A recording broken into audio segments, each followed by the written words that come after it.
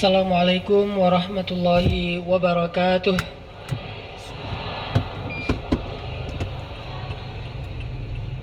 Apa kabar ibu-ibu semuanya? Nggak pakai luar biasa.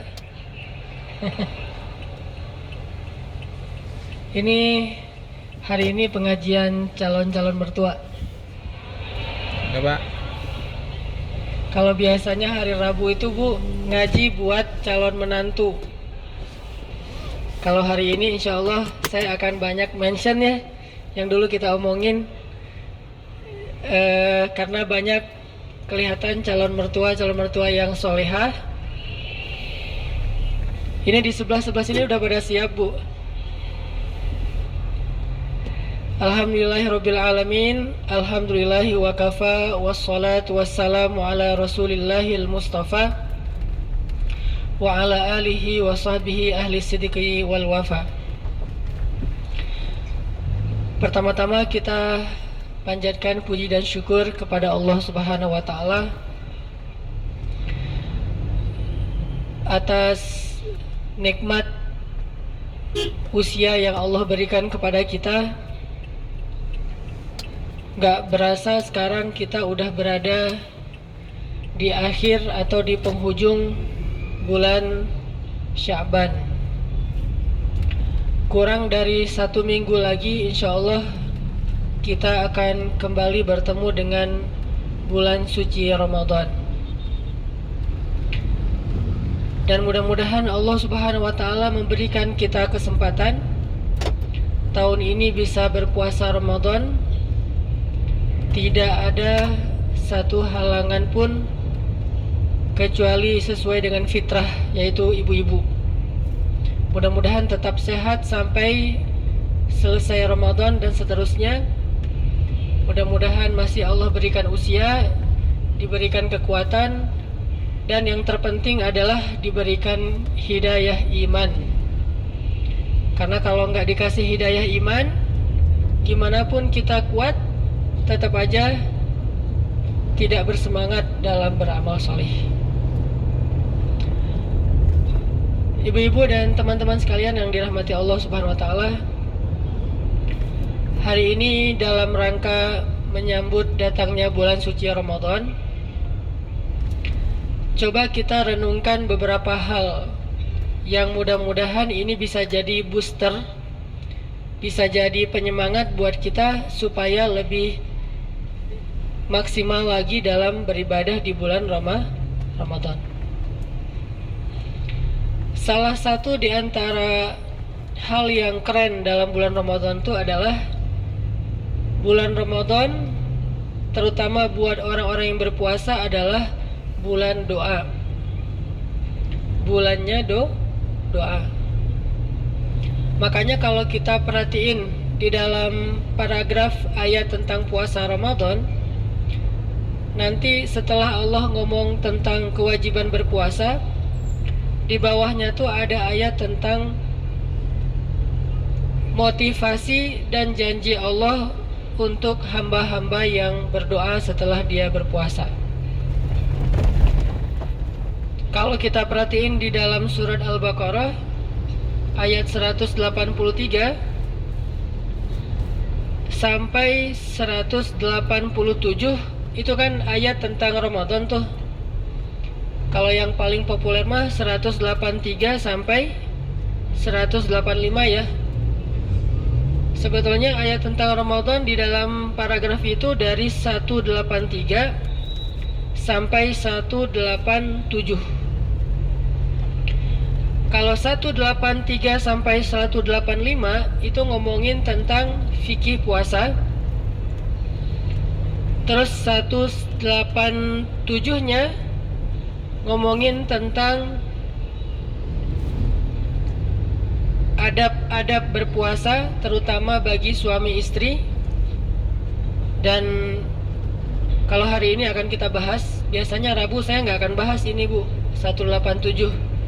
Kasihan ya yang belum menikah. Kalau mau bahas 187, nikah dulu. Jadi teman-teman yang masih jomblo, ayatnya 183 sampai 186 aja. Makanya kenapa dibilang menikah itu menyempurnakan setengah agama, karena setengah dari ayat Al-Quran itu nggak bisa diamalkan kecuali setelah menikah. Stop ya, jangan dibahas lagi. Nah, selain Allah ngebahas tentang masalah puasa Ramadan, Bu, ternyata di tengah-tengah itu ada ayat 186. Allah menjelaskan tentang janjinya kepada orang yang berdoa, terutama orang yang berpuasa. Coba kita perhatikan ayat 186. A'udzu billahi minasy syaithanir rajim. Bismillahirrahmanirrahim. وَإِذَا سَأَلَكَ عِبَادِي عَنِّي فَإِنِّي قَرِيبٌ وَإِذَا سَأَلَكَ عِبَادِي عَنِّي فَإِنِّي قَرِيبٌ وَإِذَا سَأَلَكَ عِبَادِي عَنِّي فَإِنِّي قريب أجيب دعوة الداع إذا دعان أجيب دعوة الداع إذا دعان فليستجيبوا لي وليؤمنوا بي لعلهم يرشدون.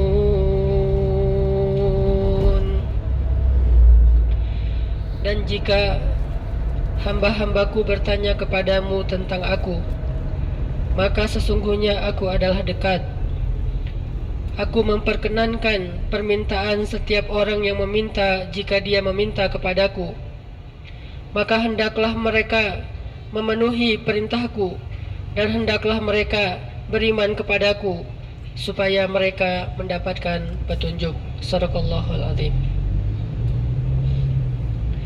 Inilah ayat yang Allah letakkan di tengah-tengah paragraf tentang puasa Ramadan. Walaupun ayat ini, Bu, berlaku di bulan-bulan yang lain sih selain bulan Ramadan. Cuman kenapa ayat yang umum ini, yang temanya tentang doa, yang doa itu kita bisa baca kapan aja, di mana aja selain tempat-tempat yang najis. Kenapa Allah ngeletakin ayat itu di tengah-tengah paragraf puasa? Kenapa nggak ditaruh misalnya di surat Al-Mu'minun setelah ayat-ayat tentang sholat, zakat, amanah, menunaikan janji, dan seterusnya? Terus di ujung Allah katakan, siapa yang berdoa pasti aku akan mengijabah. Kenapa nggak ditaruh di surat Al-Mu'minun? Kenapa ayat ini nggak ditaruh oleh Allah di surat tentang jihad misalnya? Kayak di surat As-Saff, beriman kepada Allah, berjihad. Kemudian setelah itu Allah katakan, siapa yang berdoa, aku ijabah. Kenapa Allah letakkan ayat ini di tengah-tengah ayat-ayat tentang puasa? Ini sebagai bukti bahwa doa orang yang berpuasa itu adalah doa yang sangat istimewa. Seolah-olah, walaupun gak persis, seolah-olah doa orang yang berpuasa itu lebih istimewa daripada doa setelah sholat. Walaupun doa setelah sholat juga luar biasa. Seolah-olah doa orang yang sedang berpuasa itu lebih daripada doa orang yang berjihad. Makanya Nabi SAW mengatakan, satu dari dua doa yang paling diijabah oleh Allah Subhanahu wa Ta'ala itu adalah doa orang yang akan berbuka atau sedang berbuka puasa. Yang keduanya doa orang yang terzolimi. Ibu pernah terzolimi? Kalau lagi terzolimi tuh ngapain? Selain baper pastinya ya, nangis, sedih, kecewa, marah gitu kan? Itu mah manusiawi. Selain itu ngapain kalau lagi merasa kayak terzolimi gitu? Atau siapa sih yang paling sering ngezolimi? pastinya orang ya. Sebutlah ada orang yang ngomongnya tuh nyakitin perasaan kita, memfitnah kita, nggak ada bukti tapi dia fitnah gitu. Dalam kondisi terzolimi kan kita boleh berdoa kan? Dan doa orang yang terzolimi itu paling mustajabah. Kira-kira kalau ibu lagi terzolimi, apa doa yang ibu sampaikan ke Allah? Ngezolimin, mendoakan orang yang zolim? Boleh nggak ngedoain orang yang zolim? Wah, serentak gini. Boleh ngedoain orang yang zolim? Syaratnya apa? Apa? Ikhlas. Pastilah itu mah ikhlas banget. Syaratnya nggak boleh lebih daripada kezolimannya. Karena kalau lebih, pasti sisanya itu akan balik ke kita. Misalnya dia ngezolimin kita dengan mengambil harta kita, sebutlah 1 buah motor. Kita doain, ya Allah, hancurkanlah dia, habiskanlah hartanya, rumahnya, tanahnya, motornya, mobilnya, semuanya. Ternyata yang dikabulkan tuh cuma bagian motornya, sisanya ke kita semua tuh. Nggak boleh lebih dari hak kita kan.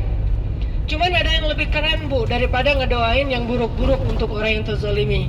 Rugi banget sih ada kesempatan doa diijabah malah dipakai untuk orang lain. Itu rugi banget loh. Kita lagi terzolimi, dan doa orang yang terzolimi itu sangat diijabah sama Allah. Itu kan kesempatan kan. Ngapain kita kasih ke orang? Mending kita pakai sendiri. Pas lagi waktu diijabah, kita doain aja diri kita sendiri. Ya Allah, beri saya pahala dalam musibah ini, beri saya ganti yang lebih baik daripadanya. Itu lebih untung loh. Kalau kita ngedoain dia rugi, kita tetap rugi. Tapi kalau kita ngedoain diri sendiri, mungkin dia akan dimaafkan oleh Allah kalau kita memaafkan. Tapi kita jauh lebih untung daripada keuntungan yang dia dapatkan. Wakhluf li khairam minha, beri saya ganti yang lebih baik daripadanya, kan lebih untung. Ibu disuruh pilih nih. Misalnya ada orang curang sama ibu ya, narik duit ibu di ATM atau dengan rekening di internet itu online, diambil duit ibu, sebutlah 1 juta. Terus datang orang bank nawarin ke ibu gini, Bu, berapa duit ibu yang diambil? 1 juta pak. Oh ya udah, sekarang ibu saya beri pilihan, mau nggak saya ambil duit dia 1 juta juga biar dia sama-sama rugi? Atau ibu saya kasih 5 juta. Ibu pilih yang mana bu? Nih saya kasih tawaran nih, ibu mau nggak biar orang itu juga yang tadi ngambil duit ibu rugi, saya ambil duit dia 2 juta, berarti kan berkurang 1 juta kan? Saya ambil duit dia 2 juta dari rekening dia, orang yang pegang rekening kan saya ambil tuh sehingga dia rugi 1 juta. Atau ibu-ibu saya kasih 5 juta sebagai ganti. Milih yang mana bu? Enggak ada pilihan ketiga. Curangnya, dia rugi, kita untung pengennya. Ambil rekening dia, tapi kasih juga ke saya, jadi 7 juta. Jadi ngelunjak ya. Nah, pasti kita milih yang kedua. Yang kedua, dikasih 5 juta. Toh walaupun dia untung 1 juta, kita untungnya 5 juta. Harusnya kesempatan berdoa seketika kita lagi dizolimin, kita pakai untuk diri kita. Sehingga nanti Allah akan ganti. Masalahnya kita percaya nggak sih sama Allah? Itu doang sih masalahnya.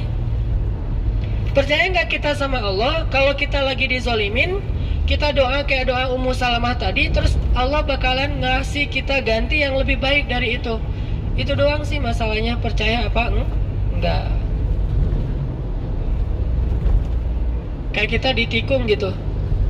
Gak usah dibahas. Mending kita nikung balik, atau kita gagalkan pernikahan 2 orang itu, atau kita doa aja biar Allah ganti yang lebih baik. Susah sih sebetulnya kayak gitu-gitu mah, baper soalnya. Nggak rela saya juga. Nah, di sini nih ujian kita nih. Ternyata selain doa orang yang terzolimi, doa yang paling diijabah sama Allah itu adalah doa orang yang berpuasa. Makanya Allah ngeletakin ayat tentang doa ini di tengah-tengah paragraf ayat-ayat puasa. Itu poin pertama, Bu. Sehingga kita pesan moralnya di bulan Ramadan tuh banyak doa. Sebulan 29 hari atau 30 hari itu kesempatan kita minta segala hal dan bisa berulang-ulang. Insya Allah Allah pasti kasih kepada kita. Yakin 100%. Gak mungkin Allah gak ngasih kalau doa kita itu baik. Bahkan kalau doa kita itu agak-agak kurang baik, Allah kasih yang lebih baik dari apa yang kita minta. Pokoknya gak mungkin kecewa deh orang minta ke Allah. Kalau minta ke suami kan lama tuh ngebujuknya tuh ya. Kita harus nyiapin makanan enak dulu, terus kita pijat-pijat dulu, nyiapin kopi dulu. Setelah semua, baru ujung-ujungnya, "Pah, udah lama nih nggak jalan-jalan, window shopping aja, Pah," gitu. Tuh lagi ada sale gitu ya, 70%. Karena dia udah nyaman, senang, akhirnya ya udah mah, yuk jalan-jalan bener ya, window shopping, ya. Tapi kita udah bawa uang belanja 1 bulan. Nanti pas sudah habis baru diganti sama papa, ditodong gitu ya. Ini artinya kalau minta ke manusia itu ribet, susah untuk meyakinkan dia, untuk bisa bikin dia rela ngasih apa yang kita minta itu agak lama. Tapi kalau minta ke Allah, hari itu kita minta, detik itu kita minta, detik itu juga Allah ngasih. Pasti dikasih sama Allah kalau tidak ada penghalang terhadap doa kita. Makanya kayaknya perlu juga nih bulan Ramadan kali ini kita jadikan kayak program bulan doa. Jadi salah satu target kita bulan Ramadan ini, selain setiap tahun kan targetnya khataman tuh. Ada yang khatamannya sebulan sekali, 2 kali, sampai 10 kali, ada yang 30 kali. Sehari 30 juz. Atau idealnya mah sebulan 3 kali lah ya. Jadi sehari 3 juz, sehari 3 juz, sebulan 3 kali khatam misalnya. Atau selemah-lemahnya sebulan sekali. Itu kan target khataman. Sekarang bikin lagi nih, target bulan Ramadan adalah bulan doa, syahrut doa. Sepanjang bulan itu kita habiskan dengan berdoa. Sahur doa, kemudian siang doa, berbuka doa, taraweh doa, malam qiyamul lail doa. Doa terus. Dan salah satu programnya adalah banyak menghafal doa-doa daily selama bulan Ramadan. Jadi kayak program gitu, Bu, bulan Ramadan. Kalau selama ini kita kalau misalnya mau jalan cuma baca Bismillahirrahmanirrahim, sekarang tambah Bismillahirrahmanirrahim, Subhanalladzi sakhkhara lana hadza, dan seterusnya. Kan kalau umrah suka hafal tuh ya. Pasti kan pembimbingnya Subhanalladzi gitu kan. Pas pulang umrah lupa lagi. Nanti ingat tahun depan pas umroh lagi gitu. Kita jadiin bulan Ramadan sebagai syahrut doa, bulannya berdoa. Dan kalau perlu, Bu, hafal beberapa doa yang romantis. Kalau nggak sanggup menghafal bahasa Arabnya, hafal aja versi bahasa Indonesianya.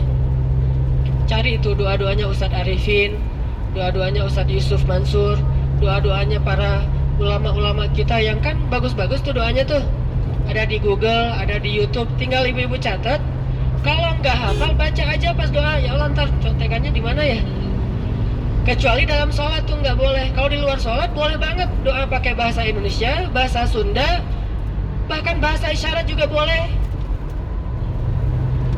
Gitu doang, nggak ngomong gitu, wajahnya melas gitu kan ya. Allah tahu loh isi hati kita. Kenapa nggak ngomong? Nggak enak sama Allah.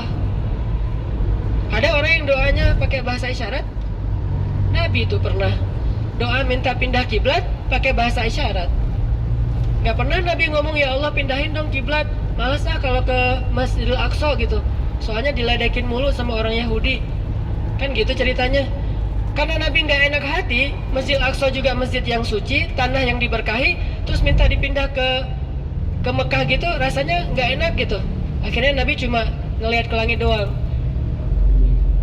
Nyala Masya Allah ya, luar biasa.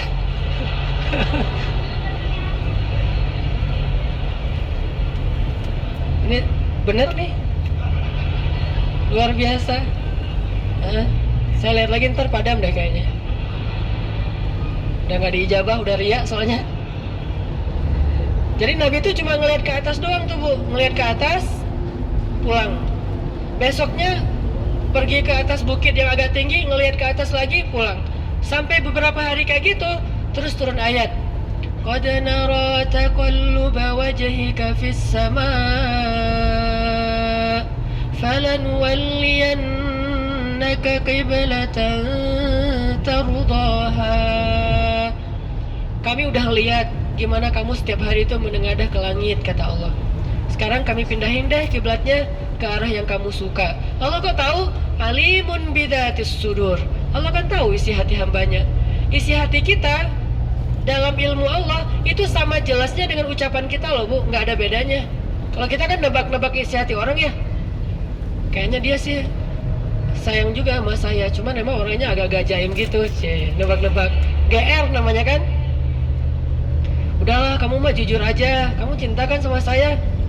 Siapa yang bilang? Kita tahu lah isi hati kamu. Emang kita Tuhan? Yang tahu isi hati seseorang itu hanya Allah. Kemudian orang itu, saya nggak bilang dan ya, karena nggak ada dan di sini. Kita tahu pun karena Allah. Hanya Allah yang tahu. Kemudian yang orang yang dititipin hati itu doang, sedangkan yang lain nggak ada yang tahu. Makanya jangan pernah menjudge isi hati orang lain. Sombong lo nggak bisa, riya lo nggak bisa. Kita nggak bisa mengatakan orang lain sombong, riya, segala macam bab hati, karena yang tahu hatinya hanya Allah, kemudian orang itu sendiri. Jadi boleh kita baca teks doa, koleksi tuh bu. Nanti pas tahajud kita tinggal baca. Siapa tahu kayak pas lagi umroh kan suka ada koleksi doa tawaf ya. Nah sekarang koleksi juga doa Ramadan. Kita mau minta apa? Disusun dari sekarang ini, masih ada seminggu nih. Nyusun dulu yang puitis. Allah, yang gampang-gampang aja lah. Engkau maha baik, Engkau maha indah, Engkau maha tinggi, Engkau maha apa. Puji-puji dulu nih Allahnya nih. Udah gitu nanti pas dibaca kan jadi kayak bisa menghayati doanya sama Allah. Makin romantis doa sama Allah, Allah tuh makin seneng. Dan Allah tuh seneng banget sama orang yang rajin berdoa. Kalau ada yang bilang jangan banyak-banyak doa, malu sama Allah, nggak enak gitu, itu salah. Berarti dia memanusiakan Allah. Manusia kalau kita banyak minta dia nggak suka, tapi Allah justru dia nggak suka kalau kita nggak minta. Sehingga doa itu dalam Islam dianggap sebagai ibadah. Orang yang paling Allah cinta itu justru yang banyak minta, dikit-dikit ya Allah, dikit-dikit ya Allah, gitu tuh Allah suka banget. Coba kalau kita ke teman kita kayak gitu kan malas banget kan? Dia kalau udah telepon nih pasti minta utang nih kayaknya nih. Mulai dia telepon nggak kita angkat. Dia japri nggak dibaca, nggak di-read. Dia DM nggak dibuka-buka. Kenapa? Takut dimintai hutang. Tapi kalau Allah, kita nggak pernah nelpon Allah. Allah nanya kemana aja sih, dia nggak pernah nelpon saya. Kita tuh nggak ngejapri Allah dalam doa. Allah tuh tanya kemana aja. Kalau kita bertahun-tahun nggak minta sama Allah, Allah itu males sama kita. Malas di sini artinya agak-agak kecewa gitu sama kita. Kenapa? Karena dianggap sebagai orang yang sombong. Orang yang nggak pernah doa itu adalah orang yang sombong. Ngerasa dia bisa hidup sendiri tanpa Allah. Orang justru makin banyak doa menunjukkan penghambaan dirinya bagus kepada Allah. Dia ngerasa la haula wala quwata. Saya tuh nggak punya daya dan upaya sama sekali. Illa billah. Makanya minta kepada Allah. Sal tu'tah. Minta pasti dikasih sama Allah. Jadi bulan Ramadan tuh kita jadiin sebagai bulan doa. Sepanjang hari kita berdoa, sepanjang malam kita berdoa. Jadiin selesai pulang Ramadan, selesai ngelewatin Ramadan, kita punya banyak janji sama Allah nih. Kita punya banyak akad sama Allah. Tinggal kita tunggu aja. Allah pasti bakalan ngasih kita kejutan-kejutan. Terus gimana caranya biar pas kita berdoa di bulan Ramadan itu powerful bu? Pas kita berdoa di bulan Ramadan itu kayaknya doa kita itu berasa gitu. Dan mudah-mudahan segera Allah ijabah dalam kehidupan kita di dunia dan nanti juga di akhirat. Gimana caranya biar doa kita mustajabah? Pertama, doa itu pakai istilahnya kalau dalam hadis itu, orang yang doanya itu kalau anak kecil tuh kayak apa bu, merengek gitu bu. Kalau anak kecil itu ke orang tua merengek. Nah itu kalau doa kepada Allah itu berusaha untuk merengek kepada Allah seperti anak kecil. Ya Allah, saya mohon banget, kalau bahasa mudahnya mungkin ya Allah please ya Allah gitu. Ngerengek ke Allah, saya butuh ini, saya tuh lagi kayak gini, saya lagi ada masalah ini, saya ditolak terus, saya belum ngungkapin apa niat saya juga udah ditolak, nggak boleh masuk ya Allah, saya gitu amat. Kok saya gini amat ya Allah diperlakukan sama calon-calon mertua.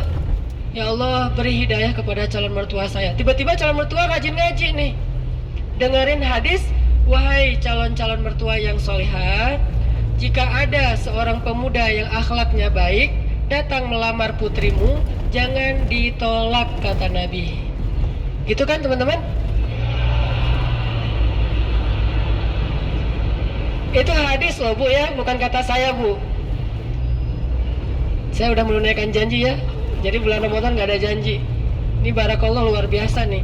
Kata Nabi, kalau ada seorang pemuda yang baik akhlaknya datang melamar putri kalian karena Allah, maka janganlah kalian menolaknya. Berarti menolak lamaran seorang pemuda yang baik akhlaknya hukumnya makruh. Allah gak suka. Apapun alasannya, si Neng belum lulus kuliah, gak ada masalah. Orang kuliah tidak akan terhalangi oleh menikah. Orang dulu saya juga nikahnya lagi kuliah, istri saya yang kuliah sama enggak gitu. Dia lagi S2, saya mah main-main aja keliling Kairo antar satu kota dengan kota yang lain. Jadi kayak apa 99 cahaya gitu. Yang satu kuliah, yang satu lagi traveling gitu ya. Ternyata beres juga tuh kuliahnya, nggak terhalangi. Karena setiap waktu ujian dia tutup kamar, saya nggak boleh masuk, tidur di luar. Dia belajar aja di kamarnya. Kan bete banget kan buat saya kalau kayak gitu. Mending saya ke kafe ya. Ini artinya nggak terhalangi kok kuliah gara-gara nikah, nggak terhalangi kerja karir gara-gara nikah, nggak sama sekali. Kenapa kita nggak takut kalau pacaran itu menghalangi belajar, tapi nikah menghalangi katanya? Enggak sama sekali. Ini artinya kita butuh apa nih? Kita ada masalah apa? Minta sama Allah, mumpung bulan Ramadan. Siapa tahu bulan Syawal ada kejutan dari Allah. Terus gimana cara mintanya? Tadi, mintalah kepada Allah seperti seorang bayi yang merengek kepada Allah. Datang lagi, seolah-olah kalaupun Allah bilang enggak, kita tetap datang. Seolah-olah tuh kayak gitu tuh. Saking agak-agak ngeyel gitu ya. Allah bilang enggak deh. Allah please dong.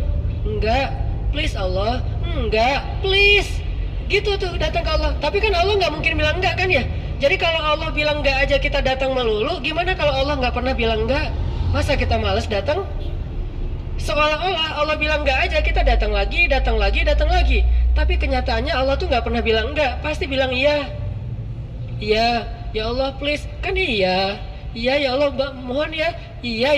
Gitu kalau kita itu mah kita ya Allah senang banget, makin kita datang makin Allah iya, makin kita datang iya hambaku, makin kita datang oh iya wahai kekasihku, terus aja makin kita datang makin Allah sayang sama kita, nggak bete sama sekali. Orang tua aja kalau direngekin anaknya kadang-kadang bete juga ya.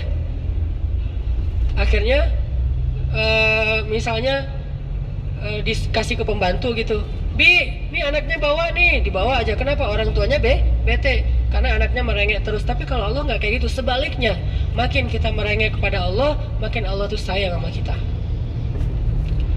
Makanya doa itu disebut ibadah, sehingga siapa yang banyak berdoa seperti orang yang banyak beribadah. Ibu-ibu tahu nggak Nabi yang paling sering berdoa? Masalah dikit aja berdoa selain Nabi Muhammad siapa? Nabi Abraham. Bahasa Ibraninya, bahasa Arabnya Ibrahim. Kata Allah, Inna Ibrahim la'awwahun halim. Nabi yang sangat awwah. Awwah itu agak-agak mirip dengan bahasa kita ya, awwah. Tapi beda artinya awwah sama awwah. Kalau awwah kan enggak, kalau awwah ya banget. Sebaliknya, awwahun dalam bahasa Arab artinya da'a. da'a artinya banyak berdoa. Inna Ibrahim awwahun, orang yang sangat da'a, orang yang sangat banyak berdoa, rajin banget berdoa. Dikit-dikit ya Allah, sedikit-sedikit ya Allah. Makanya Allah sayang banget sama Ibrahim, karena Ibrahim itu da'a, suka berdoa. Gitu juga Nabi, sampai Nabi bilang apa? Mintalah kepada Allah walaupun cuma sekedar garam. Gak ada garam di rumah, minta sama Allah. Harga cengek naik, minta sama Allah. Tiba-tiba turun ya.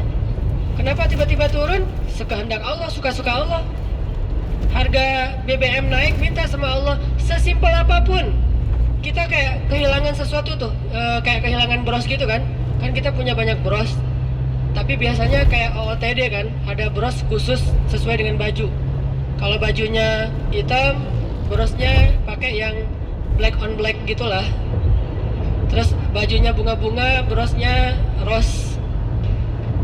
Kalau bajunya pelangi, brosnya juga warna-warni. Kadang-kadang lagi musim lagi masalah apa, lagi musim hewan gitu, brosnya ada kura-kura, ada buaya, ada kudanil, ada dinosaurus, gitu-gitu deh. Nih bros kita nih nggak nemu nih, nyari-nyari di laci kok nggak ketemu ya. Bilang ya Allah, bros saya.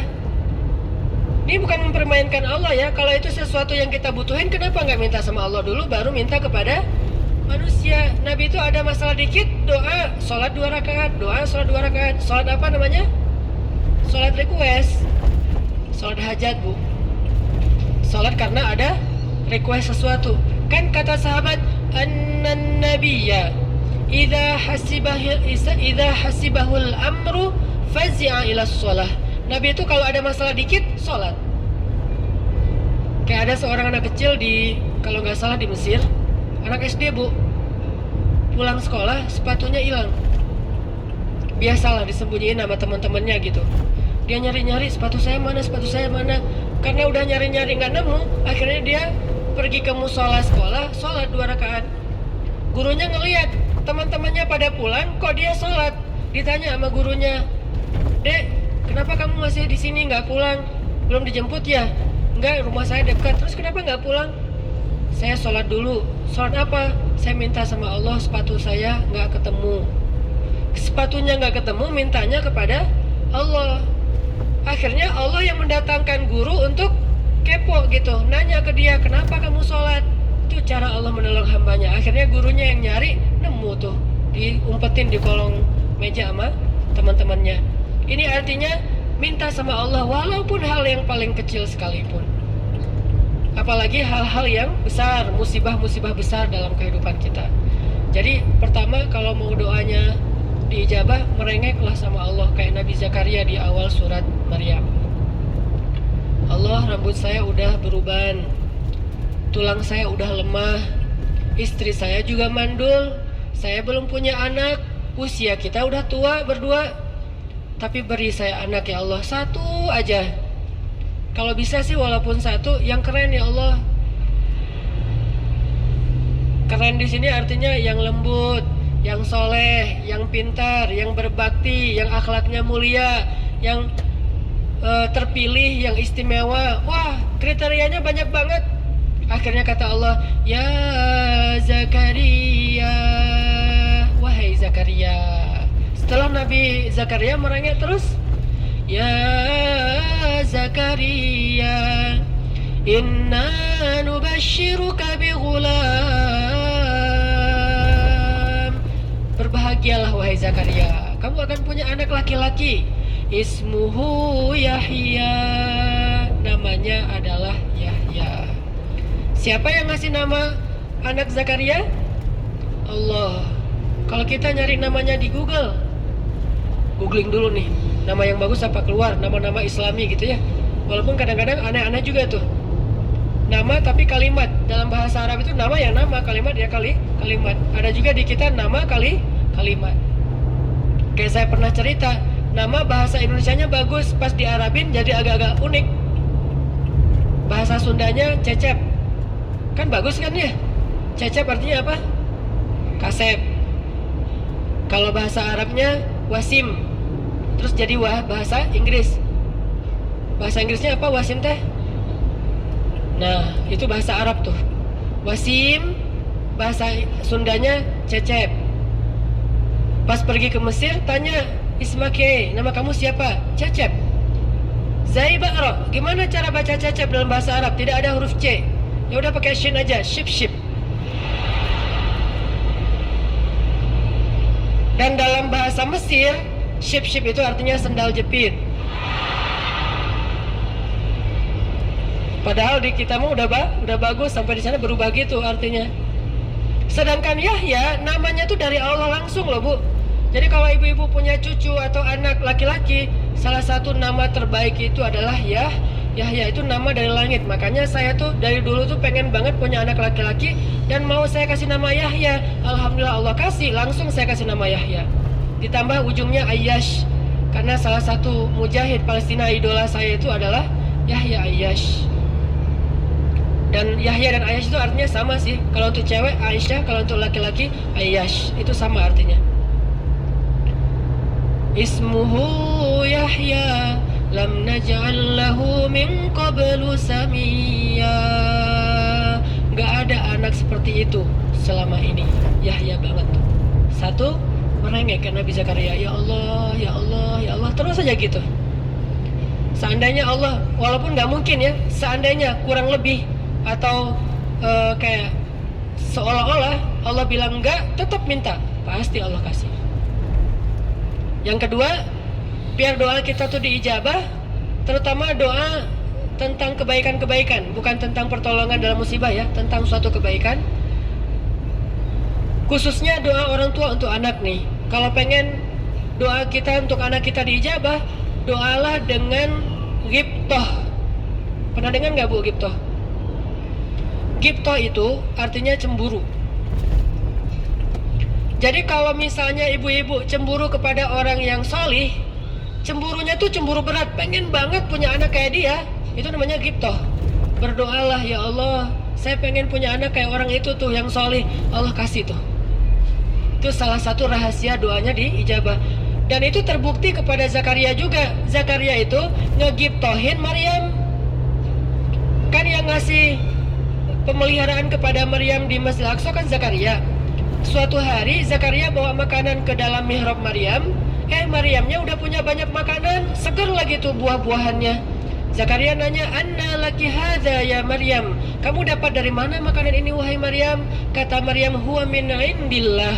Allah yang ngasih, langsung turun dari surga loh. Itu makanan yang dimakan sama Maryam datangnya dari surga. Sehingga waktu itu hunalika da'a Zakaria rabbah. Saat itu Zakaria itu semakin cemburu sama Maryam. Sehingga Zakaria berdoa saat itu juga, ya Allah, pengen banget punya anak kayak gini tapi yang laki-laki. Dikasihlah Yahya. Itu namanya ghibtoh. Dalam bahasa hadis, la hasada illa fitnatain.